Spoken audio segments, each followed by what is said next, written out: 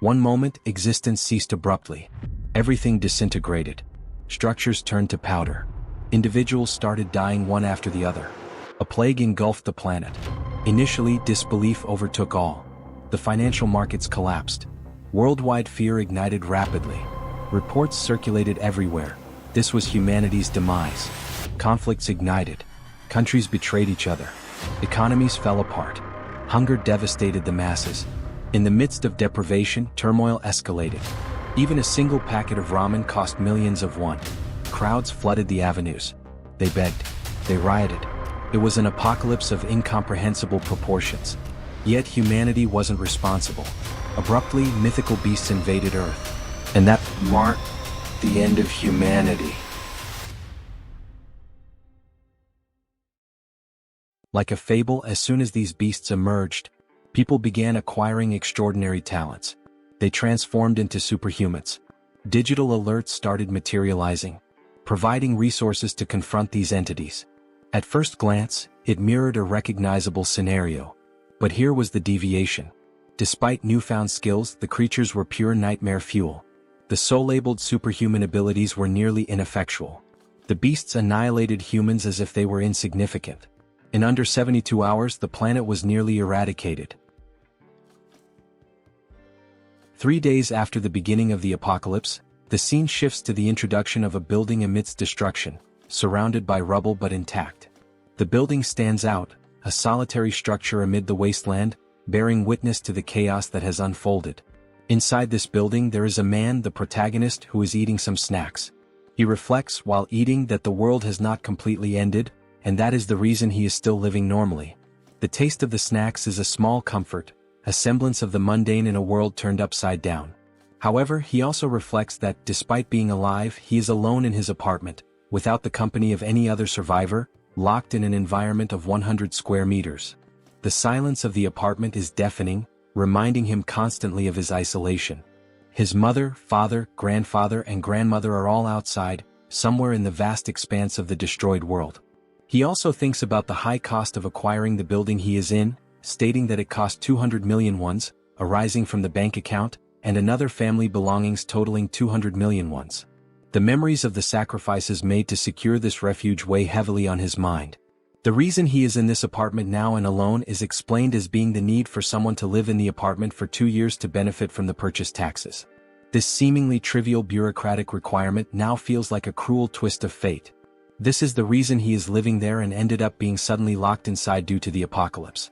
While lamenting, he also realizes, to his greater sadness, that his internet connection is very weak. The weak connection is a frustrating barrier, cutting him off from what little interaction he could have had with the outside world. He takes a deep breath, trying to relax, but a strange noise catches his attention. The sudden sound is jarring, pulling him out of his thoughts and back into the harsh reality of his situation. When he looks, he sees a creature flying towards the building and making noises. The sight of the creature fills him with a mix of fear and curiosity. Then, as soon as it gets close to his apartment, the creature violently crashes into the window with enough force to knock down the protagonist even without hitting him. The impact shakes the building and he feels the vibrations through the floor. The creature soon attempts another strike against the structure, and the protagonist protects himself. He braces for impact, his heart pounding in his chest. While he tries to defend himself against a possible monster invasion, the system informs him that it has denied the entry of the creature trying to penetrate the demarcated area. The cold, mechanical sound of the system is a stark contrast to the chaos outside. Thus, the ultimate shut-in system is presented, showing the declaration of the house, stating that no one can enter without the permission of the owner and set perimeter rules. The protagonist, then relieved, remembers that this condition is not new to him. As he gets up, he recalls that this is the reason he is alive and safe. The ability protects him from any creature invasion. The sense of security, however, is fleeting. However, he also remembers, while trying to unlock the door, that not only is the entry blocked but also the exit of anyone within the perimeter of the apartment. The realization hits him like a ton of bricks. Enraged, he tries to open it with brute force, kicking the door. Each kick echoes in the empty apartment, a futile attempt to break free. On this third day, where the world succumbs to destruction, he is grateful for the ability protecting him but also laments being completely trapped inside the apartment. Sometime later, sitting and watching the system window, he continues to reflect on this condition of being trapped. The cold glow of the screen is his only company. Irritated, he laments not having the power to do anything about it. The feeling of helplessness is overwhelming. As he looks to the side, he notices that all his supplies are running out and that his refrigerator has lost power since the previous day. The ticking clock of his survival is a constant reminder of his predicament. His only source of energy is some food cooked in pans, which will not last much longer. The realization sets in, deepening his sense of urgency. Suddenly, the system shows a new notification. The unexpected beep of the notification is a jarring interruption. He has hunted a Calican, level 23, and gained a significant amount of XP and some new skills have been added. The notification is a glimmer of hope in the darkness. His attention is entirely focused on the system as he analyzes the reason for this unexpected notification. The details on the screen are a puzzle he needs to solve. Looking out the window, he sees the ground floor, where the bird that had hit his window is lying on the ground lifeless and being attacked by goblins. This makes him realize that the death, even not caused by the animal's impact on the window, made him gain experience after the monster's life ended. The macabre scene outside is a grim reminder of the new rules of this world. The system continues to notify him, saying that a new skill has been unlocked, and resources have been acquired from the surroundings, and these resources are being calculated. The protagonist also notices a change in the goblin's behavior and wonders why. The shifting dynamics of the creatures are yet another uncertainty to navigate. Now, in desperation, the goblins face the monster's death, while they desperately try to scavenge something else. The system completes the resource calculation and informs him that 2,203 wands have been deposited in his wallet. The number on the screen seems surreal. This generates confusion about how this should work. The new reality of his resources is a puzzle he needs to piece together. Suddenly, the apartment's power returns, to the protagonist's surprise. The sudden return of power is a shock, a small miracle in a world gone mad. Everything was now working normally, and the house declaration evolved to level 3. The sense of normalcy, however fleeting, is a balm to his frayed nerves. With the XP gain, the dignity preservation ability was also unlocked, and this is the reason why all the basic resources of the house have been restored.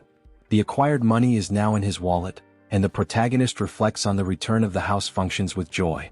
Running to the refrigerator, opening it with great happiness, and also going directly to the sink to check the water supply, finally going to the electric stove to test its functionality, the protagonist kneels and cries with much joy, saying that everything is normal, just as it was before the beginning of the end of the world. The sense of relief washes over him, a precious moment of victory in the midst of chaos. However, when he picks up his cell phone and tests his internet connection, he notices that the phone is not working. The broken connection is a bitter reminder of his isolation. In frustration, analyzing the place, he notices a flash drive lying on the floor. The small object is a spark of curiosity in his otherwise dreary existence. Quickly, he goes to the computer and analyzes its content. There were photos of his mother holding him as a baby, taking him to school, and also photos of the united family. The images are a bittersweet trip down memory lane. In parks, at birthdays, making him reflective and planting in his head the idea of having to bring his family back no matter the cost. The determination hardens in his heart. Determined, he gets up and goes to the window when he is surprised by another notification. The persistent system, always ready with another twist in his journey. The system informs him that he now has a warehouse, where he can buy items listed at original prices. Intrigued by this new development, he decides to investigate further. Going to check what this store is about, he sees the acquired values being made available and concludes that the confined wallet is directly linked to the values available for use in this store. This realization brings a glimmer of hope. Perhaps this store could offer a way out or at least provide better tools for survival. Thinking about some change in his condition, he goes to the window and laments that he is still confined within the apartment. The view outside, a constant reminder of his isolation, deepens his frustration. Nothing has changed regarding the permission to leave the perimeter, even though his skills and levels have increased. The invisible barrier remains as imposing as ever, a prison wall he cannot breach. However, one thing is certain, increasing levels can unlock skills that may help him get out of this condition. This thought fuels his determination. For that, he needs to hunt monsters. But then the question arises, how will he hunt these monsters? The memory of his past struggles makes him doubt. It will be very difficult for something like before to happen again, where simply a monster hitting the window, falling, and dying would allow him to gain experience and the rewards related to the monster's death. Looking once more at the bottom of the building through the window, he notices that there is a possibility of annihilating some goblins. This discovery ignites a spark of hope. The young man then takes a bottle to test if it will pass through the barrier that prevents him from leaving the apartment. With a mix of anticipation and anxiety, he prepares to throw. As he throws it, he realizes that he succeeded in launching the bottle. The barrier does not impede objects. Thus, he concludes that anything he throws will be useful for his hunt. In this case, he picks up a dumbbell and will try to use it as a weapon. Its weight and solidity give him confidence. Looking through the window searching for potential targets, he notices a bunch of goblins still collecting parts of the previously slain monster. Seeing that some are leaving with parts of the monster, he shouts for them not to go away. His voice is urgent, a command born of desperation. Seeing the urgency, he then throws the first dumbbell through the window. Throwing it and hoping it hits a monster, he watches as the dumbbell falls and accurately hits one of the goblins, killing it. The other goblins around, surprised, cannot comprehend what just happened. The goblins' perception of one of their companions being killed causes the young man to feel frightened, fearing possible retaliation. His heart races, the adrenaline pumping. Realizing that only one dumbbell remains, he reflects on other possible artifacts that can be used in his hunt. He needs to be creative. Artifacts that are strong enough to perform a kill when thrown, even considering throwing the TV or computer. His mind races with possibilities. The goblin screams on the ground floor of the building catch the protagonist's attention, who becomes scared as they howl more and more with the intention of making some kind of counterattack. With the goblins advancing against the building, the protagonist realizes that this may be a good opportunity, as they are now closer, and he will be able to hit his targets more easily. The proximity could be an advantage. To solve the shortage of throwable artifacts, he goes back to the store and activates the function to list items, picking up his last dumbbell and registering it in the store to test the functionality. While scanning the dumbbell, he receives a notification of the artifact's characteristics and also the price registered in the store for the item acquisition. Surprised, he compares the listed price with the price he paid to buy this item online previously, concluding that the price of the items he registers will indeed be the same as normal stores from the period before the end of the world. This realization reassures him. With the item ready and scanned, the system suggests buying the item he just registered. Confirming the purchase, the dumbbell is projected and materialized in front of the young man. He now shouts with joy, considering that everything worked as expected. His plan is coming together. Now the second part, testing the purchased items by throwing them through the window to hit more targets. In the first throw, there is already success as the dumbbell hits a goblin. The thrill of the successful hit fills him with confidence. The system confirms the hit by showing the EXP obtained and the ones from the goblin's death. Meanwhile, the group of goblins watch the lifeless body. Not having much time to lament, they are surprised by more dumbbells falling from the sky, literally, a rain of dumbbells. Some, now smart, try to run to avoid being hit, causing the protagonist to become irritated with the situation and decide to take other strategies. He cannot afford to waste any more time. Buying now 3 dumbbells at once, he quickly uses them, generating more hits and gaining more XP and more one. Now happy, the protagonist is surprised by another notification from the system. The messages keep coming. Now the store would also function as a warehouse, where he can store items for later use. While opening his warehouse, he activates the function to store one of his acquired dumbbells. The ability to store items opens new tactical options. Realizing the perfect functioning of the tool, he rejoices and then thinks of a new strategy to make kills in a more optimized way. His mind races with new ideas. He can now summon items from his warehouse and place them anywhere he wants. Soon, a brilliant idea comes to mind. He will summon the dumbbells outside to fall directly on the goblins. The precision and efficiency of this method are compelling. Opening the warehouse with a large quantity of dumbbells, he watches as all the dumbbells fall towards the goblins, performing an absurd sequence of hits and a flood of system messages with all the kills and ones acquired. The system notifications are a testament to his success. Shortly after finishing his hunt, the protagonist had already acquired and allocated various items in his warehouse. Several of them are food and drinks so that he can stay healthy for as long as needed. Ensuring his survival is paramount. Additionally, he managed to acquire more one by selling the items he used to hit the goblins. The influx of resources is a welcome relief. Suddenly, he realizes that there was a reduction of 1 unit of one. Thus, he begins to reflect on the preservation of dignity ability, questioning if it is responsible for the reduction of someone. He then starts to scan his apartment, meticulously observing the electricity, gas, and water expenses. He realizes, with a growing sense of frustration, that the only active thing at the moment is his refrigerator. The thought nags at him, why just the refrigerator? Could it be this is what's consuming the precious resources he so desperately needs? In frustration, he recalls his hunt against the goblins, a memory that brings a fresh wave of irritation. He reflects on how, later, several goblins fled, abandoning their former home, and since then he had managed to hit only 2. His efforts had yielded such meager results, leaving him to wonder if all this exertion was worth it. His mind races as he then wonders if there are other creatures he can hunt out there. Remembering the previous flying monster, a formidable foe that had tested his mettle, he recalls that no similar creature appeared near the apartment since then. This reflection leads him to ponder seeking other methods for his hunt, different strategies that could yield better results. He also wishes to be lucky enough for another flying monster, whose name is Calican, to fly nearby. A beast that had once promised a bounty of rewards if only he could master the tactics to bring it down. Then, almost like a miracle, he notices a Calican flying around the area. His heart races with a mixture of fear and excitement. This could be the opportunity he has been waiting for. Seeing the monster's presence, he then begins to act quickly, thanking God for not abandoning him in this dire time of need. With a metal structure and a mirror attached to it, he uses this makeshift tool he created to attract the Calican's attention. He focuses, aiming carefully, hitting the monster's vision with a precise beam of light. His strategy works, drawing the monster's attention, which advances toward him fiercely. The beast's sudden violent approach, hitting the barrier and knocking him down with a gust of wind, reminds him all too clearly of the previous attack. Happy with the success of his plan to attract the monster's attention, he contemplates the gain of another level with the Calican's kill. The monster, undeterred, then launches an attack with its powerful wings, hitting the protagonist with another gust of wind. With some effort, he manages to remain standing, his resolve unwavering.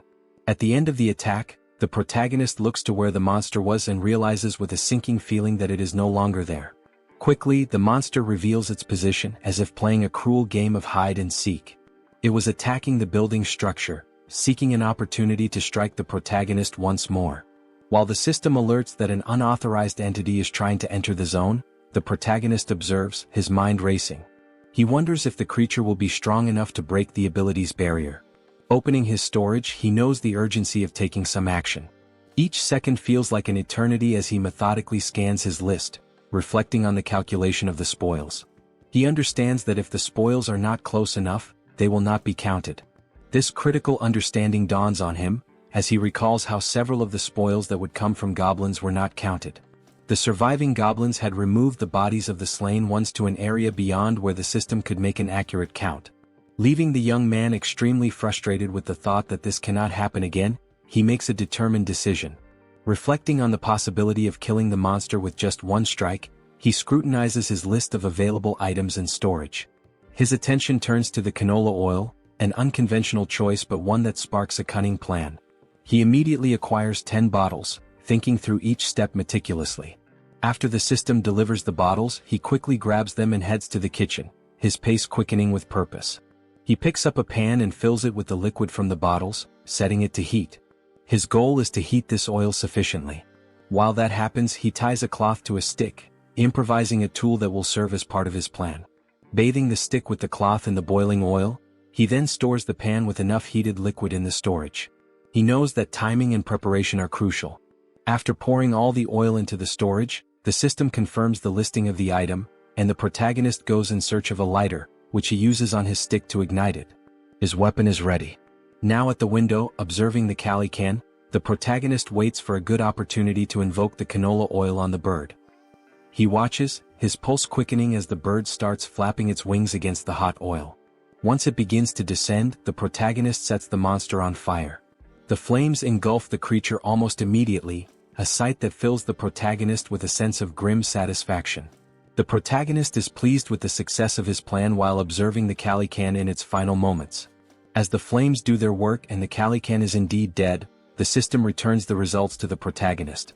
It indicates a level increase in abilities and also the unlocking of a new skill while calculating the spoils.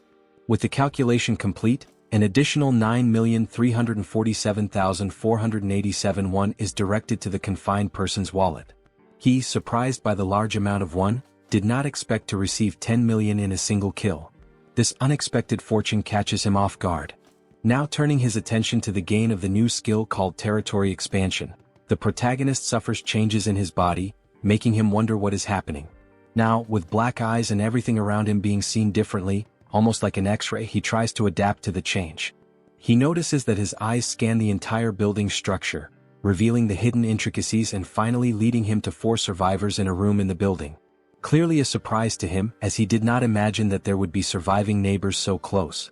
This revelation opens new possibilities and uncertainties, his mind racing with potential outcomes. Attempting to understand the situation, the young man, still with his eyes blackened, is overwhelmed by feelings of despair, confusion, and doubt. Suddenly, his eyes perceive the presence of people inside the building in a strange manner, leading him to a single question. What is happening? How is it possible that there are other survivors inside this building? And how does this ability work? As the effects of the ability fade, and while recovering from the changes it caused, the system emits several notifications. These inform that these individuals meet the requirements to become citizens and present a proposal for their acceptance within his jurisdiction. The individuals introduced are Choi Hyung-jun, referred to as Chubby, a 30-year-old husband, Park Hae-won, his wife, also 30, and their daughters Choi Na-yeon and Choi Seo-yeon, aged 3 and 6. Turning to the system, confused, the protagonist questions what would happen if they were not accepted as citizens. He quickly discovers the answer to the doubt. Those who are not accepted as citizens will be expelled from the residential zone. This would inevitably result in their certain death, as they would have no chance against the monstrous threats outside. With this realization, the young man makes the most obvious decision for someone with a good heart. He accepts these individuals as citizens of his zone. The system then confirms the addition of each inhabitant one by one, and the protagonist speculates about the possibility of unlocking new abilities related to managing these people. Consulting the system, more details are gathered, not only regarding these speculations but also about the ability that allowed the detection of the presence of these other beings. The ability is called Ultimate Eyes, and at level 1, it ensures that nothing within his home escapes detection. Learning about this ability, he explores skills related to citizens and finds an option within the system for citizen management. There, a list of all their names is displayed, alongside their current levels and trust scores. Below the list, a population counter shows 4 out of 600. The number is surprising. 600 people is a lot. Diving into the details about Chubby, information is found about awakened skills. Currently none, XP distribution at 0%, and money distribution also at 0%, with options to assign a mission to Chubby or remove him from the citizen list. Data such as XP and money distribution rates raise questions about the possibility of sharing gains with the host of the house, sparking curiosity about how much control there might be over these rates. Could this also be a way to grow stronger? Returning to the system, under the option to assign a mission to Chubby, the system presents a form requesting details such as description, time limit, mission rewards, and penalties for failure. This detail is surprising, especially the need to specify all these elements. In this case, the mission is described as Goblin Hunt, giving Chubby 168 hours to complete it. The reward is a small amount of XP with no penalties for failure. When confirming the mission, considerations are made to alter the form's details, balancing penalties for failure with the mission's complexity and its rewards, even contemplating imposing elimination as a failure penalty. However, back at the confirmation screen, the assignment is cancelled, deemed too dangerous and unfair to arbitrarily decide the lives of citizens. Reflective, the protagonist wonders what should be done with this ability. Then, an idea arises: use Ultimate Eyes again to check what is happening in the room where the citizens are. Observing everything, the family, sitting around a table, seemingly desolate, begins a dialogue with the wife questioning what they can do now. The reasoning behind her question soon becomes clear. Chubby intends to leave the safe zone to search for basic supplies such as water. Though he wishes to stay with his family and daughters, he knows the necessity of obtaining essentials for their survival. The wife shouts that he cannot do this, emphasizing the extreme danger involved. Chubby understands but, given their circumstances, fears they have no other choice. He wonders aloud if there might be any place with at least water. He answers that even if there isn't, it is necessary to try the nearby convenience stores, mentioning one particularly large store that will surely have something usable. Before much reflection, one of the daughters exclaims, "I'm thirsty." The mother, realizing this is not a good time to voice concerns, tries to hush the child, knowing such a statement would act as a trigger for Chubby's decision. Confident, Chubby takes his wife's hand, asking if she trusts him and assuring her he will definitely return safely with something for their family. Saddened, the wife finds no further arguments to stop him. Back in his room, the protagonist ends the ability and reflects on the family's situation. The decision is then made to open the store and check the list of items. It appears that the maximum item storage capacity is limited, and it is wished that this could be expanded. While navigating the skill window, information is noticed showing storage at level 1, dignity preservation also at level 1, and the store at level 1 as well. Observing the levels of each item, there is a sense of relief. If there are levels, there must be a way to increase them and, consequently, enhance the capacities of these abilities. With points available for immediate upgrades, the store's level is raised to 2, increasing its capacity by 20 items. Additionally, the system applies a 10% discount to the total price of all used items. The protagonist, with enthusiasm, evaluates the given data and wonders what to do with the 2 remaining points. He considers investing in the shop or in the preservation of dignity, recognizing that these skills might help him encounter more citizens in the future. His shop, now at level 3 with a maximum capacity of 40, also has a new function, item recovery. This function enables him to restore old items and turn them into new ones. This was undoubtedly an excellent choice. Without further ado, he visits his shop again to acquire water and some fruits. With the remaining points, he decides to allocate them to other skills, particularly the preservation of dignity. Still at level 1, the choice to upgrade is based on the ability to request various things in return if he provides energy and water. With the preservation of dignity skill at level 2, he can now register vassals, leaving the protagonist puzzled about what vassals might be. The scene shifts to the living room where the family is gathered, and Chubby is seen preparing for his journey. Looking back, his wife and daughters appear distressed, wishing he would reconsider before it's too late. However, Chubby responds with a display of affection and protection, promising that he will return and asking the children to protect the house while he is away. The children ask if he really plans to go, and he responds as if it's a simple task, saying he is merely going to fetch some food and water. He also requests that they obey their mother in the meantime. The eldest daughter, however, knows it won't be that simple. She cries and screams about the monsters outside. Her memories take over, revealing details of day 1 of the apocalypse. The children had been playing in a sandbox in a park when monstrous creatures suddenly appeared, catching their attention. Terrified, the children stood up and started running in panic. While running, their father grabbed the youngest in one arm, desperate to survive, while their mother carried the other child so they could all reach safety faster, pursued by goblins. Now determined, the father swallowed his apprehensions, resolute in his decision. The mother tried to comfort the children to stop them from crying, making the father's decision even harder. He reflected on the possibility that this might be the last time he would see his daughters, trying to remain strong in front of his family. Suddenly, the doorbell rang, startling everyone and preparing them for a potential confrontation with monsters. Gathering his courage, the father cautiously checked the situation while hearing someone on the other side of the door asking to be let in. The voice from the other side caused surprise and doubt. Could it really be a person? Chubby wondered, but he didn't rule out the possibility of a cunning monster. As the voice continued from the other side, he prepared for a potential confrontation, noticing a sudden silence. Pondering whether the monster had left, he was startled when the door suddenly opened. Quickly, he turned to his family, holding them in hopes of protecting them from a possible threat. Everyone screamed, and the father begged for mercy for his wife and daughters. Amid the cries, a calm voice asked for permission, completely breaking the tension and prompting everyone to finally look at the one who had knocked. It was the protagonist holding a bag of items, creating a pleasantly surprising moment for everyone. The question, "Who are you?" arose naturally. Then the protagonist's real name, Kim Jae-hyun, was revealed, although he would henceforth be known as June. After introducing himself, he explained that he lived nearby. Handing over the bag of items, he informed them it contained water and fruits, requesting a small conversation once everyone was settled. Both happy and apprehensive, the father looked at his family, seeing the worry in their eyes, and declared that there was no reason to refuse, given June's sincere demeanor. He then invited June into the house. Once everyone was seated, the children stared at the visitor with a mix of curiosity and suspicion. June wondered if the children were shocked by his arrival but quickly turned his attention to the dark curtains covering the windows. He considered this an intelligent choice, as it significantly reduced the risk of monster attacks.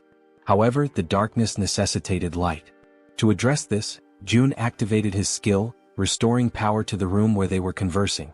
While organizing items in his bag, the family, still in shock, was astonished by the return of power to their apartment. June then decided to interact with the family by offering water to everyone, starting with the children. Chubby expressed gratitude and distributed the water bottles to his daughters, who eagerly quenched their thirst. Shaun, the youngest, drank her bottle so quickly that she choked, briefly worrying her mother. June observed and promptly offered the little one a tangerine, which she accepted with slight hesitation. The mother stepped in, requesting that Shaun hand over the tangerine so she could peel it. Taking a piece of the fruit, the mother returned it to her daughter, who quickly devoured it, expressing immense joy as she savored it. The mother asked if it was good, and Shaun enthusiastically confirmed. The elder sister then asked the mother for a piece as well, which she also enjoyed, showing similar delight. For June, the system notified him that the citizens' trust levels had increased. It reported that Shaun's trust score had reached 50 points and her loyalty level had exceeded 30 points, meeting the requirements for her to become a vassal. Now at level 2, Shaun, with 57 trust points, no skills and no XP or money allocated, had new options available for missions to be assigned by June. He then reflects that this little girl has met the requirements. However, she is still too young to receive missions. Another thought that crosses June's mind is that the number of registrable vassals is highly limited compared to the number of citizens. Therefore, he needs to be very cautious in selecting vassals to avoid filling these slots carelessly. Looking at Chubby, whose trust level is at 31, June realizes that this score must be raised further.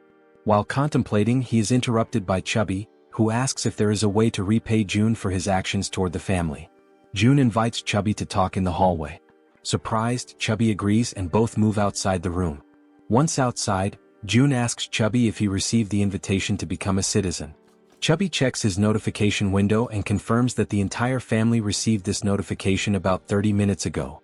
June then inquires if anything strange or unusual occurred during that time. Chubby confirms, explaining that they were immobilized for a short period. June understands the situation and assures Chubby that soon his life will return to normal. Shocked by this statement, Chubby questions whether such a thing is possible. June confidently replies that it is entirely possible, thanks to his ability. Chubby processes this information and then remarks that he knows such actions would never come without a cost. He asks what he should do. June explains the possibility that while on the mission given to him, Chubby might lose his life, and he asks if Chubby is truly willing to proceed with what is being asked. After a brief moment of reflection, Chubby firmly confirms his readiness to do whatever is necessary, stating that he had already been considering stepping out of his comfort zone to seek food and water before June's arrival. Chubby declares that he was already prepared to risk his life. Suddenly, June interrupts to ask about the golf club Chubby is carrying, curious about its cost. Confused, Chubby replies that the club cost around 400,000 to 500,000 won. Reflecting on this price, June considers it expensive and realizes the importance of saving money for future acquisitions. Chubby, still puzzled, questions the abrupt inquiry. June dismisses it as unimportant and shifts the conversation, asking if Chubby remembers the day the monsters first appeared. Chubby recalls the weekend when the monsters emerged, chasing them, and recounts the horror of that moment. June reflects that those who stayed inside their homes might have survived the attack. Considering that goblins are not very strong and their conditions are unfavorable compared to those of an adult man, June notes their primary advantage lies in their strategy of always attacking in groups. However, humans also have the strategic capacity to form armies, and an army is precisely what June intends to build from this point forward. Starting with Chubby, who will be the first member and will join June in finding other survivors. Sometime later, back in his apartment, June analyzes the system, which notifies him that his trust level with Chubby has risen further. Checking his list of citizens, the system displays Chubby's trust level at 40 points. Reflecting on having an entire family as citizens, June considers the possibility of his own family being added to this list as he continues to develop the system. Suddenly, a goblin screech catches June's attention. He gets up and goes to the window to investigate the commotion. Looking down, he is surprised to see other people fighting against a large number of goblins. Contemplating how he could assist and how challenging it would be, June formulates a plan while observing the goblins' assault on the group of humans. One individual, armed with a baseball, prepares a powerful throw at one of the attacking goblins. The ball strikes the goblin's face, knocking it out instantly. The attack's force sends the goblin flying, its skull bursting into a fountain of kaiju-like blood. The sheer power of the blow leaves June, watching from above, utterly astonished. Meanwhile, another member of the human group, a young woman, fires 2 arrows simultaneously from her bow, each striking the chest of a different goblin. Beside her, another man wields a baseball bat, targeting the goblin standing between the 2 struck by the young woman. The man leaps and smashes the goblin, reducing its body to a green pulp. The remaining goblins, fearing for their safety, decide to flee, realizing the group's overwhelming strength. The archer, still on alert after the battle, notices something strange moving and quickly aims her bow at the object. She soon realizes it is a food package, causing her confusion. June, shouting from the building's top floor, finally catches her attention. She looks up, noticing the man frantically gesturing and yelling to attract the group's notice. Suddenly, someone knocks on June's door. Looking through the peephole, he sees that it is Chubby carrying a box. June invites Chubby to enter the apartment with the box. Following June's instructions, Chubby approaches the entrance but discovers that the system's barrier prevents him from entering. The system makes it clear that Chubby is not qualified and therefore cannot access the apartment. Chubby questioned what it meant to be not qualified. June wondered if the system would prevent anyone from entering his apartment at that moment. He also speculated whether registering Chubby as a vassal might resolve the issue. However, he decided to postpone addressing the matter of entry and instead focused on receiving the box, which contained items that could be used as weapons. Upon receiving the box, June placed it on the floor, opened it and examined its contents. Inside there was a toolbox and several knives. June activated the system, accessed the store, and ordered 5 bottles of water and 5 packs of instant noodles. As the store projected June's order, Chubby watched in disbelief, amazed at how such a thing was even possible. Without dwelling too much on the situation, June packed all the requested items into the box and handed it back to Chubby, instructing him to take the box to the building's entrance on the 1st floor. Chubby accepted the box but questioned whether this task might be too dangerous. June replied that, based on his brief observations, the goblin's behavior became more active during daylight hours. He also thought to himself that the people fighting downstairs could be vital additions to his group of citizens.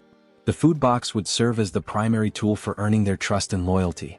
Speaking aloud to Chubby, June revealed that he had a plan and emphasized the importance of delivering the box to the 1st floor. Chubby questioned the simplicity of the plan, asking if it really was just about leaving the box on the 1st floor and returning. June confirmed that it was indeed that simple. Relieved, Chubby agreed to carry out the task, bidding June farewell as he left with the box. June thanked him as he departed. Opening the system's interface, June reflected on the need to reward Chubby's trust generously. The mission menu described the task: delivering the box containing water bottles and instant noodles to the 1st floor and returning within 24 hours. The mission offered a small amount of XP as a reward, with no penalties for failure. Chubby received the notification and realized he would gain experience upon completing the mission. He wondered aloud if this was somehow related to a leveling system like in a game. June confirmed this and revealed that Chubby's current level was 9.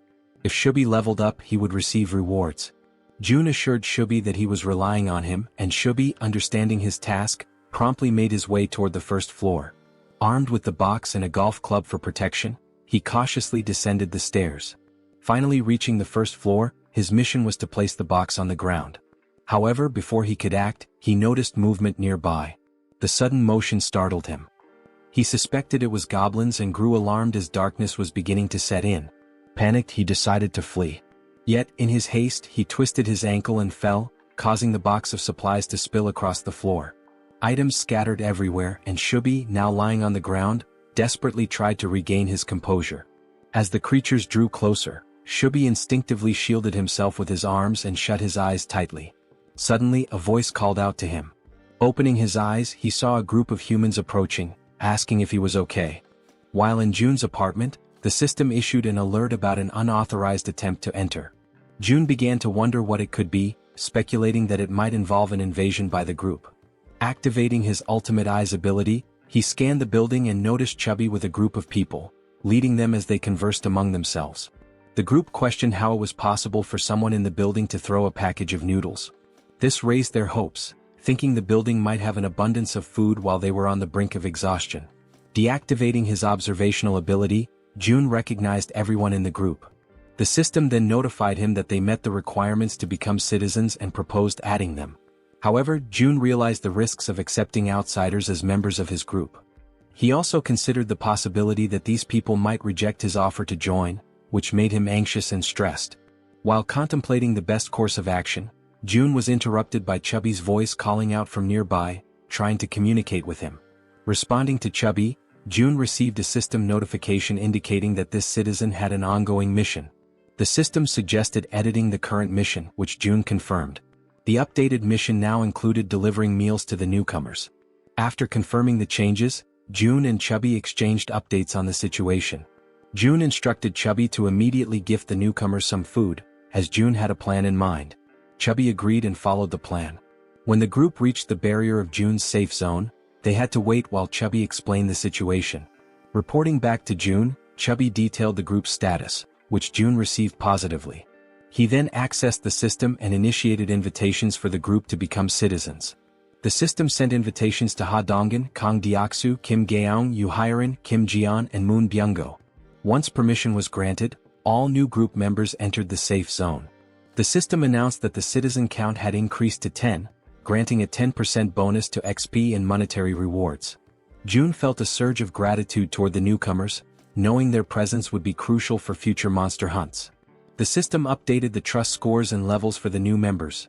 Dong with 19 trust and level 23, Kang with 28 trust and level 13, Young with 17 trust and level 17, Yu with 30 trust and level 10, Kim with 15 trust and level 15, and Moon with 11 trust and level 10.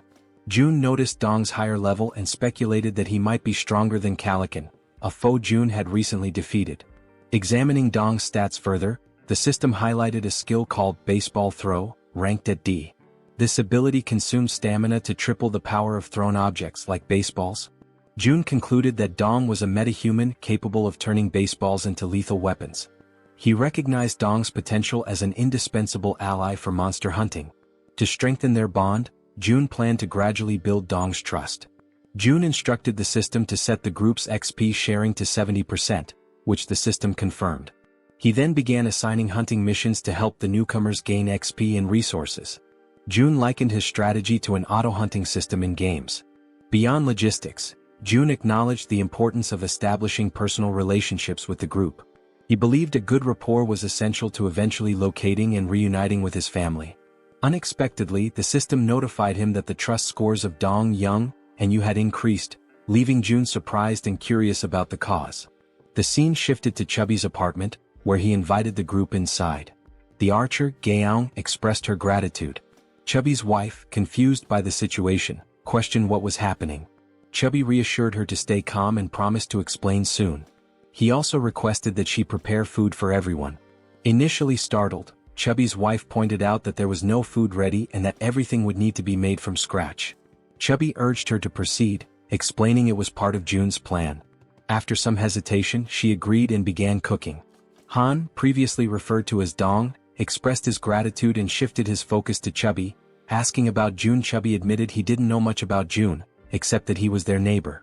Surprised, Han listened as Chubby described June as someone mysterious yet immensely resourceful, providing them with everything they needed. Han concluded that June must be a metahuman, possessing the extraordinary ability to solve everyone's problems with essentials like food and water. Determined to make a good impression on June, Han believed that June's abilities were almost miraculous. Chubby informed the group that they could take a shower while waiting for the food. The female members were stunned by the idea of taking a shower amidst the chaos. Han observed that, given the building's functional resources, such luxuries were indeed possible. Chubby elaborated, mentioning the availability of hot showers, leaving the women speechless. Chubby added that there were 2 showers available for simultaneous use. Another group member, who bore a resemblance to Toji, jokingly suggested challenging June to a fight. Han immediately dismissed the idea, calling it absurd and emphasizing the importance of impressing June instead. The group agreed on the need to prioritize securing food, recognizing this as a rare opportunity that couldn't be wasted. They turned their attention to Moon, who appeared lost in thought. Han gently touched Moon's shoulder, snapping him back to reality. When Han apologized for potentially upsetting him, Moon reassured him that nothing was wrong. Han began expressing regret over a past decision, but Moon interrupted, affirming that every choice had been consensual and there was no need for remorse. The group collectively strategized about obtaining supplies for Moon's grandmother. However, Moon internally lamented that it might already be too late for her. As Han discussed their plan further, the sound of the door opening startled everyone. Han readied a baseball in his hand, prepared for confrontation, but quickly realized it was June. June's presence radiated warmth and reassurance, instilling hope in the group. They felt certain that June was the key to lifting them out of their despair. A few minutes went by and they sat in silence around the table. The atmosphere was tense until Haiwan, a fatty's wife, feeling the strain, finally spoke. She apologized for how cramped the room was. Han, striving to be courteous, replied that it was fine. Since they had arrived unannounced, it didn't bother them. Just then, Fatty entered the room and announced that the food was ready. One by one, Fatty placed bowls of rice before them. They could hardly believe they were about to enjoy a real meal and began to wonder when they had last eaten something proper. Haiwan, feeling slightly awkward, hesitated before admitting she wasn't sure if the food she had prepared would match their tastes. What seemed like a simple meal to Haiwan left the group's archers stunned with admiration. As she stared at the dishes laid out before her, she couldn't contain her amazement. She told Haiwan that the food was incredible, confessing it had been a long time since she had eaten something so delicious. Haiwan, shyly brushing off the compliments, explained that it was all thanks to the ingredients Seo Jun had provided. She admitted that, without Seo Jun's help, she would have only been able to serve rice and tangerines. Meanwhile, Seo Jun noticed that Haiwan's trust level had reached 50. He smiled quietly to himself, reminded of his mother, who always beamed with joy when guests praised her cooking. But as the thought lingered, he realized with some surprise that Haiwan's trust had surpassed Jun's. Later on, they all started eating, expressing their gratitude to Haiwan for the meal. Haiwan and Fatty watched as their guests eagerly enjoyed the food, eating as though they hadn't had a proper meal in ages. The archer couldn't stop complimenting the egg roll, while another girl remarked to Haiwan that the style of the egg seemed Japanese. Haiwan smiled warmly, agreeing and politely encouraging her to enjoy the meal. At that moment, Haiwan's youngest daughter called out to her, capturing her attention. The little girl wanted to eat the egg rolls too, but Haiwan gently explained that she would make more for her after the guests left. This made her daughter a bit sad. Noticing this, the archer asked Haiwan's daughter if she'd like to share the egg rolls with her. The child's face lit up immediately, her excitement brightening the room. She quickly ran over and climbed onto the archer's lap, her happiness obvious. The archer smiled warmly, delighted by the little girl's enthusiasm. The child eagerly announced she was ready, and the archer picked up a piece of egg roll, softly asking Seoyin to open her mouth. As the archer fed her, Seoyin beamed with joy, her smile lighting up the moment. Seo Jun then suggested that Fatty and Haiwan join them, assuring them there was enough food for everyone. The two exchanged a hesitant glance, unsure at first, but eventually smiled and agreed, happy to join the gathering. As they all shared the meal together, the room filled with laughter and cheerful conversation. Seo Jun took a quiet moment to reflect on the warmth of the scene. The lively noise reminded him of how long it had been since he had experienced something like this. His thoughts drifted to memories of his mother and the care she had always shown. A soft smile spread across his face as he silently hoped his family was safe and well. Time passed and soon the food was gone, leaving behind only empty dishes. Haiwan's youngest daughter, now tired, mentioned she wanted to rest. Haiwan gently lifted her and asked her eldest daughter to follow her to their room for bedtime before leaving the table. Moments later, Seo Jun decided it was the right time to get back to business. He turned to the guests and suggested they continue their earlier conversation, questioning why they couldn't reach the grandmother's house despite its close proximity. Han, his expression serious, explained that it was due to the goblins. Seo Jun raised an eyebrow, doubting whether it was truly goblins, recalling his own struggles when he had first encountered them. Han nodded, affirming it was true. He elaborated that the goblins had discovered an underground parking lot and had turned it into their base, hiding there. Seo Jun's curiosity deepened, and he asked if they had any idea how many goblins were down there. Han, with a somber look, answered that there were several thousand goblins in the underground area. Seo Jun paused, thinking carefully. He realized that his abilities only worked effectively from ground level to level 30, meaning they wouldn't be as useful in the underground parking lot beneath the building. Suddenly, it all made sense to him. This was how the goblins had infiltrated the area. Han continued, explaining that the underground parking lot was connected directly to the entrance of the apartment building they needed to reach. The goblins had turned it into their stronghold and rarely ventured outside. Seo Jun, remembering the nearby side roads, asked Han about them, recalling there were alternative paths they could have taken. Han nodded, admitting that their initial plan was to use the side roads to escape, but they had encountered something far worse than the goblins. Intrigued, Seo-jun pressed Han to explain what could possibly be more dangerous than an army of goblins. Han recounted seeing a massive shadow, describing it as resembling a bear. He explained that they had managed to escape the apartment building because the bear had been fighting the goblins, providing a brief window for their escape. Seo-jun, considering how to deal with such a large creature, asked Han for more details. Han confessed that he wasn't entirely sure it was a bear, as the darkness had obscured his view. Seo-jun stated decisively that eventually, they would have to face both the goblins and the shadowy figure. Han agreed but looked down, acknowledging that their group had limitations and wasn't equipped to handle both threats simultaneously. Seo-jun, curious about these limitations, asked for clarification. The archer spoke up, explaining that both she and Han relied on items like arrows and baseballs for combat, but they were running low and couldn't replenish their supplies easily. Despite the challenges, Han remained composed and suggested he could find a solution. He asked to inspect their current weapons, the arrow and baseball. Without hesitation, the archer handed over her equipment. The system then prompted Seo-jun, asking if he wanted to list the new items. Seo-jun agreed and the system began scanning them. Moments later, it displayed the cost to replicate the items. When asked if he was certain, Seo-jun confirmed. Seo-jun glanced around the table and asked if everyone could use the archer's weapon. The group nodded silently, understanding there was only one available. Seo-jun took their silence as agreement. Turning back to the system, he requested 5 sets of the archer's weapon and arrows. The newly created items appeared on the table, and Seo-jun addressed the group, encouraging anyone unfamiliar with weapons to take this opportunity to learn. "These will be your primary weapons from now on," he stated firmly. As the items materialized, the system notified Seo-jun that several members of Han's group had increased their trust in him. Meanwhile, Moon's gaze was fixed on the weapons. He couldn't help but marvel at Seo-jun's resourcefulness, realizing that with Seo-jun on their side, they might actually save his grandmother. The system confirmed that Moon's trust in Seo-jun had grown significantly. Han broke the silence, commenting that with Seo-jun's support, their hunting speed would improve dramatically. Another girl chimed in, noting that Seo-jun's assistance would make their tasks safer, as they wouldn't have to risk themselves to collect arrows anymore. Seo-jun then gathered everyone's attention and announced that before they could move forward, they needed to reduce the number of goblins in the area. Han agreed and asked when they would begin hunting. Seo-jun replied decisively, "Tomorrow?" Han seemed hesitant, questioning the urgency, but Seo-jun explained that the sooner they acted, the better their chances of success. Han eventually nodded, though he still appeared uncertain. Seo-jun turned to Moon and assured him, "Tomorrow we're going to rescue your grandmother."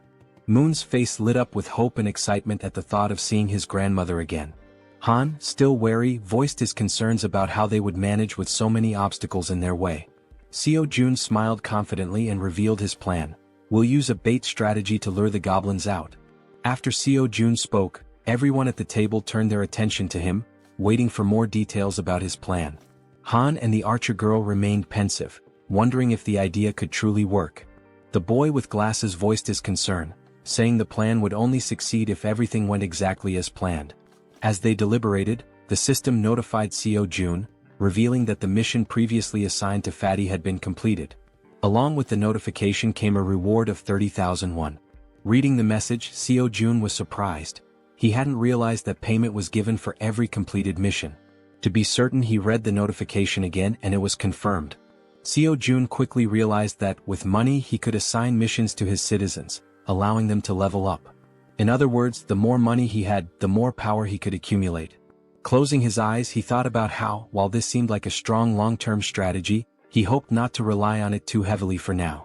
The system also informed Seo-jun that Jun's trust had increased to a total of 50 points, unlocking a new status, loyalty, which surpassed 30 points. Meeting the minimum requirements, Fatty transitioned from being a simple resident to becoming a vassal. The system displayed Jun's updated stats and attributes. He was now at level 9 with a trust level of 51 points and loyalty at 62. However, he had no awakened skills and 0% shared XP or money. After carefully analyzing the information, Seo-jun decided to register Fatty as his first vassal. As a result, a blue aura began to emanate from Jun, who started feeling sudden changes in his body and broke into a sweat. The system notified that the first vassal registration was successful, unlocking a new skill for Seo Jun called Summon Vassal. This skill allowed Seo Jun to summon the vassal within his house, although it came with a cooldown of 2 hours after use. The system updated Jun's stats again, revealing that he had reached level 20 and gained the title of First Servant. Additionally, he awakened his first skill, Gorilla Strength, a Tier C passive ability that granted him superhuman strength. The system further explained that, thanks to the First Servant title, all XP and gold earned by Fatty through hunting would be shared. Lastly, the system revealed that Seo Jun could use the Ultimate Eyes skill to summon the vassal within a 5-meter radius of his house. Seo Jun noticed a plus symbol beside Jun's level and wondered what it did. Upon pressing it, he discovered it was a feature to increase the vassal's level at the cost of 1 million won. Shocked by the exorbitant cost, Seo Jun exclaimed that it was far too expensive for a single vassal skill. Seeing his expression, the woman at the table asked what was wrong. Seo Jun brushed it off, saying it was nothing, and turned his attention back to Jun, asking how he was feeling. The focus shifted to Jun, who stated that his strength was overflowing, with his veins visibly pulsing. He asked if this transformation was Seo Jun's doing. Seo Jun confirmed with a nod. Jun, looking at his hands, remarked that it felt as though his body had become 10 years younger. Seo Jun smiled proudly and suggested that Fatty join the rescue mission team, handing him a bow. Fatty looked confused by the gesture. Seo Jun explained that the mission was assigned because vassals earned double the rewards of regular citizens. In a commanding tone, Seo Jun instructed Fatty to defeat as many monsters as possible. Fatty nodded in agreement, prompting Seo Jun to smile and express his trust in him. Outside the house, on the first floor, the rescue team began their search for survivors. The boy holding a baseball bat questioned whether it was necessary to search the first floor, but Han reminded him that it was Seo Jun's order. The rescue team embarked on their first mission, to locate all survivors in the building and lead them to the 30th floor. The crucial part of the mission was to draw out a large number of goblins for elimination while rescuing as many survivors as possible. The boy with the baseball bat acknowledged the plan, and the group pressed forward. Han, shouting to keep the team alert, emphasized that goblins could appear at any moment or from any direction. As they continued their search, they had yet to encounter any survivors or goblins. While guiding the team, Han noticed something unusual. Some members of the group couldn't believe their eyes. Several lifeless bodies were sprawled across the floor, victims of the goblins. The sight filled the team with sorrow and rage, intensifying their hatred for the goblins. But they couldn't afford to stop. Determined, they pushed on to the second floor. On the second floor, the situation was catastrophic. Lifeless bodies lay scattered across the ground, leaving the team horrified as they continued to the third floor. Upon reaching the third floor, everything appeared to be calm. The team leader knocked on the doors, calling out to see if anyone was inside. The rest of the team followed suit, hoping to find survivors. After several unsuccessful attempts, the team lowered their heads, burdened by a sense of sadness. However, the boy with the baseball bat refused to give up, encouraging the team to press on to the next floor. On the fourth floor, they resumed knocking on doors, announcing themselves as the rescue team. Suddenly, a door creaked open, revealing a man with a tired expression. He asked if they were truly part of the rescue team, mentioning that he was extremely thirsty and begging for water. Han quickly pulled out a bottle and handed it to him. The man, still skeptical, asked again if they were really from the rescue team. Han reassured him, confirming their purpose and explaining that, as a resident of the building, he was helping to lead all survivors to a safe location. The man seemed surprised to hear this. He closed the door momentarily but reopened it shortly after, revealing 2 others inside the apartment. Introducing himself as Hong Young-soo, he stated that he would rely on the team. Han introduced himself as well, expressing his hope for good cooperation between them. Han then introduced the girls on the team and instructed them to escort Hong Young-soo and his group to the 30th floor before returning to continue the mission. Hong Young-soo hesitated, questioning the safety of the 30th floor and expressing his reluctance to leave. His son, however, admitted he had been hoping for a rescue and suggested there might even be a helicopter waiting for them. The girl clarified there wasn't a helicopter but assured them there was hot food and the chance to take a bath. Hearing this, Hong Jung-soo's daughter became excited, marveling at the idea of taking a bath even in the midst of the apocalypse. The girl chuckled and confirmed it would be a warm bath. The daughter eagerly turned to her father, urging him to stop hesitating and go with them. Reluctantly, the man gave in to his children's wishes. Shortly afterward, the system notified Seo Jun that the total number of citizens had increased to 40. Along with this, their XP and gold had increased to 90%. Sometime later, it is shown that the mission was a success, and they managed to rescue several people. The elderly and children were taken to Fatty's house, where everyone seemed happy. The younger members stayed in the hallways. Han confidently confirmed that there were now a total of 40 people, with no one missing from the search. Seo Jun thanked everyone for their excellent work. Seo Jun then activated his skill, Absolute Eye, causing his eyes to turn black as he carefully observed every movement his citizens were making. He saw them carrying chairs, working with cables on the stairs, hauling ropes, and even climbing the stairs with a very heavy object. After ending the skill, his eyes returned to normal, and smiling he told Han it was time to begin phase 2 of the goblin hunting operation. Now in the hallway, Han, alongside the other members, called for focus and explained the plan and how it would work. Everyone listened patiently as Han detailed how they would lure out all the goblins hiding in the basement. Initially, they would start on the first underground floor, B1. The group would divide into 2 teams with the goal of attracting and clearing out the goblins on B1. Afterward, they would proceed to B2 to eliminate all the goblins there as well. A boy with glasses raised his hand and voiced a question. He asked what they would do if more goblins appeared than anticipated. He also mentioned that if the goblins counterattacked, the bodies on the floor might obstruct their escape. The archer and Han, confident, assured him they could handle all the goblins on their own since they now had plenty of arrows, unlike before. The boy with glasses nodded in agreement and said he trusted them. Suddenly they heard a strange noise. Turning toward the source of the sound, they noticed a small group of 3 goblins ready to attack. Without giving the goblins a chance to make the first move, the archer drew her bow and with 2 quick shots hit the heads of 2 goblins, leaving only one alive.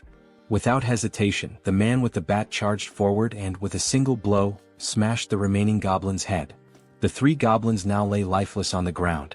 The boy with glasses questioned the man with the bat, asking why he was using the bat when he had previously said he would need a bow to defeat goblins. The senior admitted they were right. Meanwhile, the archer pointed to the goblin bodies, noting that they were disappearing shortly after being defeated. The newcomer wondered if this phenomenon was also a skill of Seo Jun. Han declared the mission on that floor complete and announced they would now proceed to B1. The newcomer, still lost in thought, remarked that he had expected Seo Jun to have a solution for dealing with the goblin bodies. The system then alerted the group that the citizens' trust was increasing. The scene shifted to Seo Jun, sitting calmly and opening a bottle while a series of system windows appeared in front of him. He found the moment quite enjoyable. He remarked that it wasn't intentional but reassured himself that he was still keeping an eye on everyone. The system sent another notification showing that Moon's trust had reached 50, unlocking loyalty. The loyalty stat had surpassed 30, meeting the conditions for registration. Seo Jun was surprised by how quickly he had achieved these stats. However, he noted that the faster this happened, the better it would be in the long run. Sitting on the floor and staring thoughtfully at the system window, Seo Jun reviewed Moon's stats, 55 in trust and an impressive 88 in loyalty, along with other attributes. Seo Jun was surprised by the 88 loyalty but remained calm, considering it a positive outcome. With an ironic smile, he pressed a button on the system window, declaring that the time for retention registration was complete. Back in the basement on B1, the entire group was fighting fiercely against the goblins. Suddenly, the newcomer began to emit a blue light, similar to what Fatty had done before. Holding his bow, Moon, the newcomer, was stunned as lightning surrounded him. The other group members were equally shocked, questioning what was happening. Even the goblins were confused, unable to see due to the intense glow radiating from Moon. After revealing his red eyes in the darkness, it was also shown that the goblins couldn't withstand the brightness emitted by the newcomer, leaving them momentarily blinded. Han shouted that he didn't know what was happening, but it was an opportunity they couldn't afford to miss. Part of the group quickly ran to create distance, while others stayed behind to eliminate the goblins using their bows from a long distance. Both archers had deadly accuracy, aiming only for the goblins' heads. The archer, visibly furious, performed a swift maneuver that took down several more goblins. Seeing what had just unfolded before them, the goblins became enraged and charged forward to attack. Despite the number of goblins they had already killed, their numbers only seemed to increase. While running, the group realized the sheer aggressiveness of their opponents and remarked how they hadn't expected them to be so relentless. The archer shouted, ordering everyone to retreat to the emergency stairwell, while the man with the baseball bat speculated that all the goblins from the B2 floor had likely converged on their current location. Reaching the emergency stairs, the group ascended frantically without daring to look back. To slow the goblins' advance, Han held the door shut. One of the goblins managed to wedge its hand through the gap and sarcastically asked if Han was holding the door by himself. Hearing this, the boy with glasses and the man with the bat joined Han to push the door shut. The goblins, however, were slowly forcing the door open. While the group struggled, they admitted it was getting increasingly difficult to hold it shut due to the overwhelming number of goblins. Suddenly, a voice from behind reassured them of help. It was Fatty, using the gorilla strength ability Seo Jun had granted him earlier. As he channeled the ability, Fatty single-handedly held the door and managed to block the goblins' advance. Han asked if he would be okay and Fatty urged them to hurry up the stairs. Despite his superhuman strength, Fatty was sweating and straining to hold the door with all his might. He focused and declared that it was his duty, one he had to fulfill. Finally, Han called out to him, letting him know everyone was safe and telling him to come up the stairs as well. Without hesitation, Fatty turned his back to the door and began running up the stairs. However, midway up, he tripped on a step and fell to the ground, just as the goblins were about to catch up to him. Lying on the ground and almost within the goblins' reach, Fatty shouted at his friends to leave him behind and continue the evacuation. While Han hesitated, trying to decide what to do, someone suddenly and without hesitation rushed down the stairs to help. It was the boy with the baseball bat who, with a single powerful swing, smashed the goblin threatening Fatty. He called out to Jun, urging him to hurry, and extended a hand to help. Still on the ground, Fatty tried to crawl closer to his rescuer, but one of the goblins managed to grab his leg. Before he could even react, Fatty vanished without a trace, leaving his savior stunned and speechless, unable to comprehend what had just happened. Looking ahead, however, the goblins continued advancing in an unrelenting horde. Suddenly, one of them leaped toward the boy with the bat, but he swung his weapon and struck it down mid-air. Meanwhile, the other group members provided support with their bows, urging Deok-su, the boy with the bat, to move faster. Running in desperation as the goblins closed in, Han and the archer shouted frantically, pleading with him to hurry. Clutching his bat and without looking back, Deok-su pushed forward, racing up the stairs. Meanwhile, outside, under a full moon, the scene unfolds. A monstrous bear-like creature with glowing red eyes effortlessly devours a goblin, whose agonized screams pierce the night. With every passing second, the creature exudes a sinister aura, finishing its gruesome meal of the small goblin. Its sharp fangs and blazing eyes make it clear that its hunger is far from sated. It growls, declaring it wants more. From behind the beast, eerie screams echo, a sound that should not exist in the stillness of the night. Turning around, the creature notices the noise is coming from a massive building behind it. Coincidentally, the top floor of the building is still illuminated. The creature's bloodlust intensifies as it snarls, proclaiming that it will devour everyone in that building. In a sudden twist, Fatty is seen falling from a swirling purple portal. Don't worry, our Fatty didn't die. Instead, he was teleported to safety using Seo Jun's ability. Seo Jun, who had been observing from afar, pulled Fatty out of danger just in time. Fatty lands on the ground in a clumsy hero's pose, feeling relief despite his confusion about what just happened. Seo Jun, standing nearby, remarks, "That was close." Fatty rubs his eyes to make sure he's not imagining things and sees Seo Jun offering his hand to help him up. Seo Jun explains that, just in case, he kept an eye on the situation using his Absolute Eye ability. He's glad to see that the vassal summoning ability worked perfectly. As Fatty tries to stand, he notices a sharp pain in his leg. It's then that he realizes the goblin had managed to cut him when it grabbed hold of him earlier. He hadn't even noticed how fast it happened, given the brief struggle. Seo Jun immediately asks if Fatty is okay, but Fatty brushes off his concern, insisting that the wound will heal faster than he thinks. Seo Jun, however, notices a shortage of medical supplies in his inventory and mentions that he should register some medicine to the system as well. He asks Fatty not to overexert himself and to wait for a moment. Though confused, Fatty agrees. Inside, Seo Jun searches for medical supplies and finds a first aid kit. Looking at it, he recalls how essential medicine is in situations like this. The sight brings back memories of his childhood with his mother, leaving him momentarily deep in thought. Opening the kit, he discovers it contains far more than he expected. Sitting on the floor, he examines the items and mutters that his inventory has only 40 slots left, but there's still so much to register. After a brief moment, he has an idea. he decides to register the entire kit instead of the individual medicines. The system initiates the registration process, scanning the kit.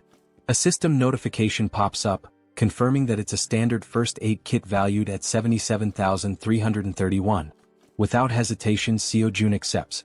Back in the corridor, Seo-jun brings the first aid kit to Fatty, who notices Seo-jun's genuine concern for someone he barely knows.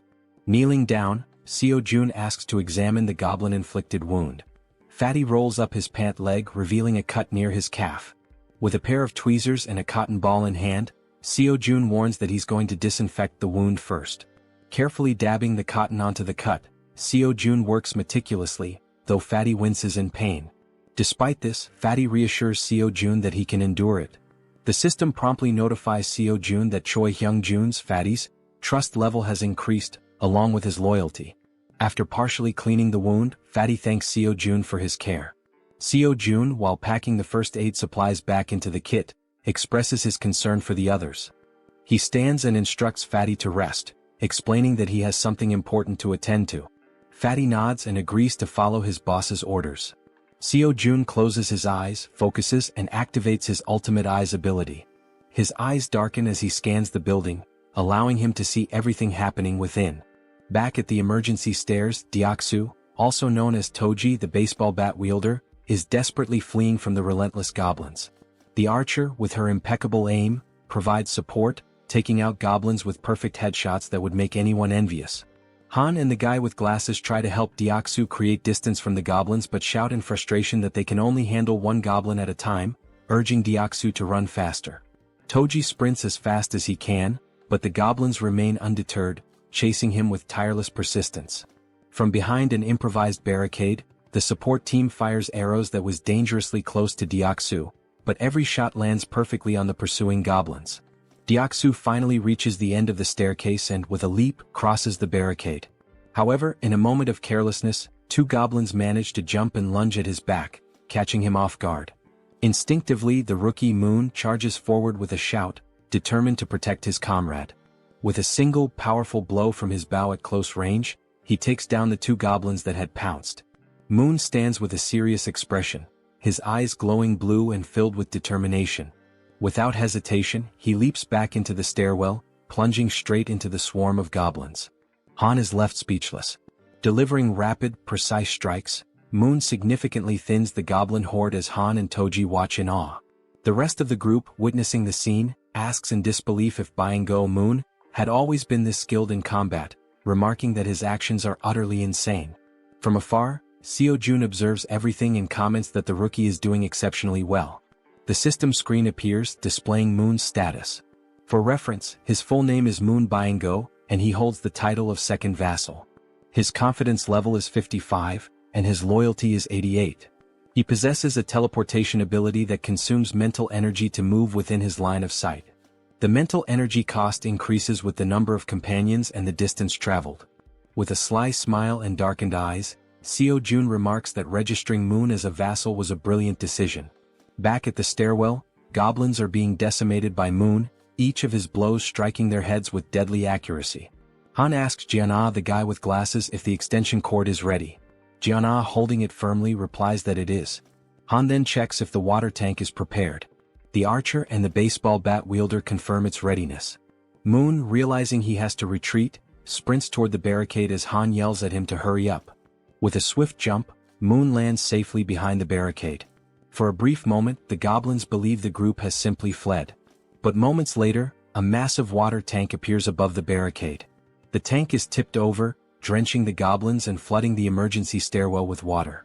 The goblins, initially confused, think it's merely a stalling tactic. Han shouts that this is the perfect opportunity, and Jiana flips the switch. An electrical surge travels down the now-soaked stairwell through the wires they had previously laid, electrocuting all the goblins that had been pursuing them. Seo-jun's system screen notifies him that he has hunted numerous goblins of varying levels, including some at levels 6 and 7. Another notification pops up, showing that Seo-jun has gained significant XP and earned a total of 334,464 won, which has been deposited into his account. Additionally, his skill level has increased, and a new ability has been unlocked. While using his ultimate eyes ability, Seo-jun suddenly feels a strange pressure. A sharp pain begins to spread through his body, causing him to writhe in agony. Upon closer inspection, a purple wave expands outward from him, covering an increasingly large area. The purple energy travels through the building, the stairwell, the parking lot, and even the goblins chasing his friends. The purple wave appears to function as a scanning mechanism because Seo Jun's ability screen indicates that hostile entities have been detected. After the scan, the system declares that the hostiles will be eliminated. As the energy wave dissipates, the goblins begin to deform, screaming in agony. In an instant, their bodies explode, vanishing in the blink of an eye. The system notifies Seo Jun once again, confirming that he has defeated numerous goblins, including several at levels 6 and 7. Not long ago, some goblins still hadn't given up chasing the group and continued climbing the emergency staircase. One of the goblins sensed something was amiss. A chill ran down its spine as it realized something was following them as well. Turning around slowly, it was greeted by an enormous shadow, its reaction one of pure shock. As it focused, it saw the silhouette of a massive bear approaching from behind. Before the goblin could even think, the bear, with sharp fangs and glowing red eyes, let out a deafening roar. In the blink of an eye, before the goblin could react, the bear attacked, biting near its neck. The goblin screamed in pain, drawing the attention of all the other goblins, who stopped and turned to see what was happening to their comrade. By then, the bear had already eliminated the first goblin and had begun attacking the others with its enormous claws. The first goblin was struck down, followed by another and then 2 more. The bear was making effective use of both its claws and teeth. Despite the bear's massive size, the goblins noticed they outnumbered it and decided to fight back. They surrounded the bear and launched their attack. Some jumped onto its back while others distracted it from the front. Quickly, the bear used its claws to knock off the goblins clinging to its back, but this left it vulnerable to more attacks. The goblins lunged at the bear, biting it with their sharp teeth. One managed to grip near its eyes while another bit into its back. The enormous beast tried to resist, striking nearby goblins with heavy blows, but their sheer numbers overwhelmed it, allowing them to attack from all sides. Using their sharp claws, they aimed for the bear's eyes, and just as they were about to blind it, all the goblins' heads suddenly exploded in an instant, likely due to Seo Jun's domain expansion. Now terrified and confused, the bear realized it was safe. At the same time, a system notification appeared, indicating citizenship had been granted. Exhausted from the grueling battle, the bear seemed to shrink in size. It began twisting its neck in an unnatural way, its body contorting strangely. Then it started to transform, revealing a human face emerging from its furry body. Finally, the bear's true form was revealed, a stunning woman with brown hair and eyes. Weakened from the intense fight, she collapsed in the parking lot, surrounded by the bodies of the goblins. Meanwhile, as Seo Jun writhed in pain while using his ultimate eyes ability, like a surveillance camera, he noticed the woman's unconscious body on the ground. He wondered who she was. A system notification identified her as Yanju, level 33, with 9 trust points and an awakened A-rank ability called Werbear. This ability allowed her to transform into a beast, enhancing all her physical capabilities and granting powerful regenerative properties. Seo Jun's eyes widened as he realized this woman possessed an A-rank ability. Additionally, the system revealed that both Dongan and Harem had reached 50 trust points, unlocking their loyalty. The notification also stated that Deoksu's loyalty had reached 30, meeting the requirement to be registered as a vassal. Seo Jun quickly decided to register Deoksu as a vassal. Deoksu, now at level 25 and holding the title of third vassal, had 52 trust points and 31 ability points. Upon awakening, he gained a B-tier ability called Iron Knight, which allowed him to summon full steel armor and a halberd.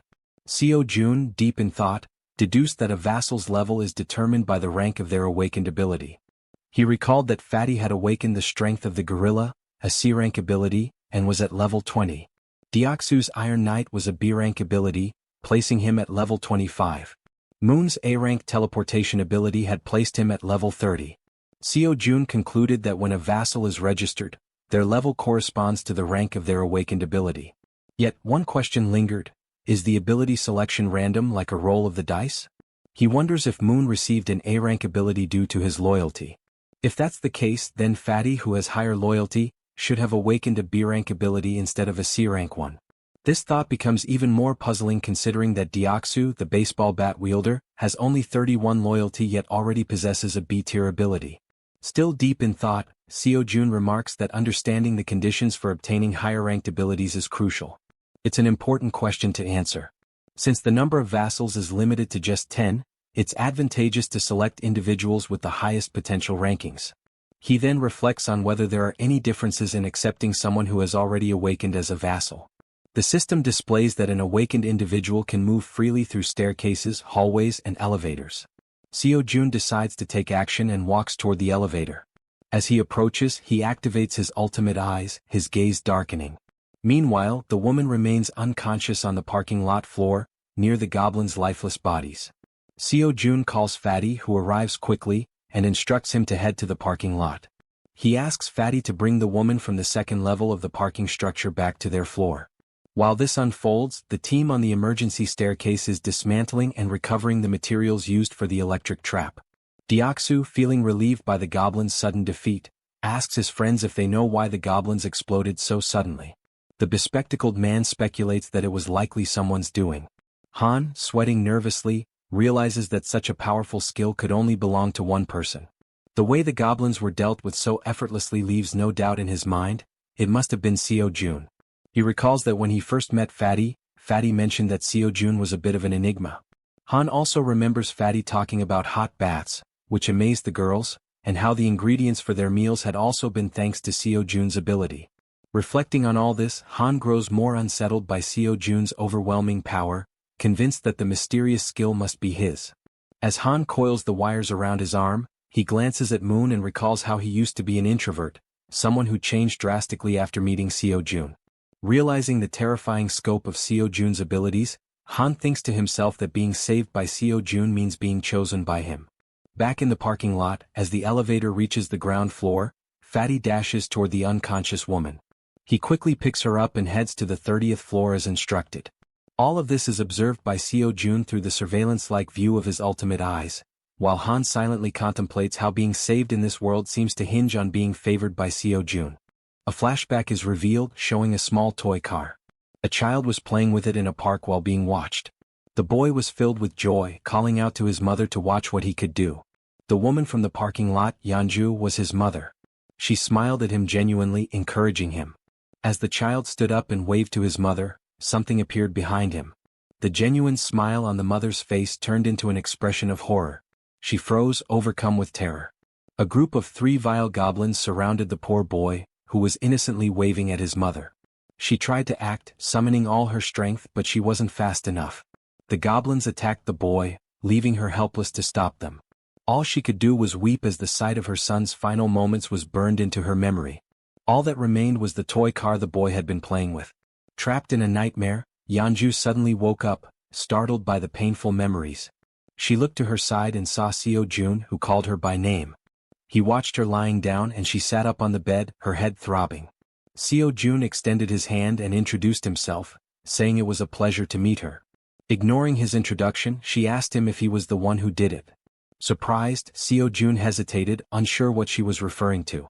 Quickly she clarified, saying he knew exactly what she meant, the thing that made the goblins' heads explode. Seo-jun froze in a moment of hesitation, and his hand began to tremble. Gripping his hand to steady himself, he admitted that, yes, he was the one who had done it. Yeonju started thinking, realizing how immensely powerful he must be. Someone with such a neutral expression could wipe out an entire horde of goblins in an instant. Fearful but hopeful, she thought that if he could do something so incredible, then maybe. She began trembling, her thoughts racing. Finally, she begged him, pleading for him to save her child. Through her tears, she cried out, asking him for just one day to bring her son back. As she finished her plea, Seo-jun looked at her, seeing her face soaked with tears, an expression of unbearable pain. It was the face of someone who had their child ripped away. Still crying, she said she missed her beloved son terribly.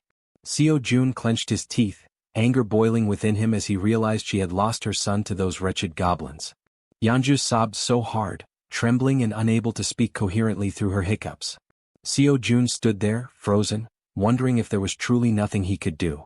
He decided to try issuing a mission through the system. Hunt down 1,000 goblins with no time limit and no penalty for failure. The reward would be the resurrection of her child. Lost in thought, he wondered if such a thing was even possible. The idea filled him with apprehension. But then the system notified him that the mission couldn't be issued. Frustration surged through him as he realized resurrection was beyond his current capabilities, even with his powers. The system explained further, stating that a resurrection required a tremendous amount of power and resources. Then another notification appeared. There weren't enough funds to cover the resurrection mission's reward. It suggested trying again after increasing his funds. Seo Jun was stunned, his jaw dropping in disbelief as he read the message. Resurrecting someone might actually be possible if he had enough money. Overwhelmed with excitement, Seo Jun shouted at the system, demanding confirmation. Could he truly bring someone back to life if he had the funds? Returning to the room, he saw Yeonju still crying. He realized he had no idea how much it might cost to resurrect someone, nor could he even begin to guess. But knowing the possibility existed, he decided to act. He called out to Yeonju, who quickly looked up, wiping her tear-filled eyes. With a serious expression, Seo Jun told her that he thought he might be able to help her. He explained that there might be a way to bring her son back. Upon hearing this, Yeonju feels a sense of relief. Though not a certainty, the idea that there might still be hope offers her comfort. Still crying, she grips the bedsheet tightly and asks if what he said is truly real or just a cruel joke. Seo Jun reassures her that he would never joke about something so serious. However, he explains that while it is possible, it cannot happen just yet, and she nods in understanding. He adds that he doesn't know exactly how long it will take, but there is definitely a way. Yeonju turns to him, saying she'll do whatever it takes and asks what she should do to make it possible. Seo Jun considers the situation. With Han's group, which now includes Moon, Toji and Fatty with their awakened abilities, they already have a strong team. Adding Yeonju, a level 33 fighter, would make them capable of handling most monsters. He thinks the best course of action is to transform all 7 of his minions. Changing his expression to a smile, he asks Yeonju to get up, saying he'll introduce her to some people. Shortly after, Han introduces himself, and Yeonju politely returns the greeting. She then asks if he's the one who was throwing baseballs to hunt goblins, which startles Han that she knows about that. Yeonju also turns to the archer, saying she recognizes her too since she was shooting arrows at the goblins, leaving the archer equally surprised. Nervous, the archer asks how Yeonju knows her. Yeonju, growling and mimicking claws with her hands and sharp teeth, asks if they really don't recognize her, saying they've met before. Toji, the archer, and Han look confused about her growling while cute bears appear in the background. Deciding to clarify, Yeonju begins transforming. Gradually, fur starts appearing on her body as she focuses. Her bear form becomes evident, complete with a snout and brown fur. The archer, shocked, points at her and asks if this is actually happening. Now a massive bear stands in the room before the group. Still pointing, the archer exclaims that it's the beast they saw in the alley earlier. Yeonju, laughing awkwardly, corrects her, saying it's actually a bear, not a beast, leaving the archer dumbfounded. The bear woman explains that she had helped them deal with the goblins a few times before, though they hadn't realized it until now. Looking at the giant bear in front of him, Han remarks that their meeting wasn't a coincidence after all. The bear woman confirms this, saying that anyone who opposes the goblins is a friend of hers. At that moment, Seo Jun arrives and interrupts their conversation, stating that it's good they're already acquainted. With a serious expression, he says he has something important to announce. Seo Jun explains that after thinking it through, they'll execute the plan to rescue Moon's grandmother tomorrow. The group listens intently as he informs them that the number of goblins has drastically decreased, making this the perfect opportunity for the mission. He adds that Fatty will sit out this mission due to his injuries and mentions that he borrowed Fatty's room, as Fatty lost his bed to the bear woman. Seo Jun then announces that Yeonju, the bear woman, will join them on the mission. She nervously thanks him for the opportunity and says it's a pleasure to meet everyone. Concluding the meeting, Seo Jun tells them to prepare for tomorrow morning. The group, filled with determination, agrees to the mission without question. Afterward, Seo Jun calls Toji and Moon aside for a private conversation in the hallway, leaving them feeling uneasy. He reassures them not to worry, saying it'll only take a moment. Under the full moon in the hallway, Seo Jun asks if they know why he called them there. Both Toji and Moon look startled, unsure of what he's referring to, though deep down they might have an idea.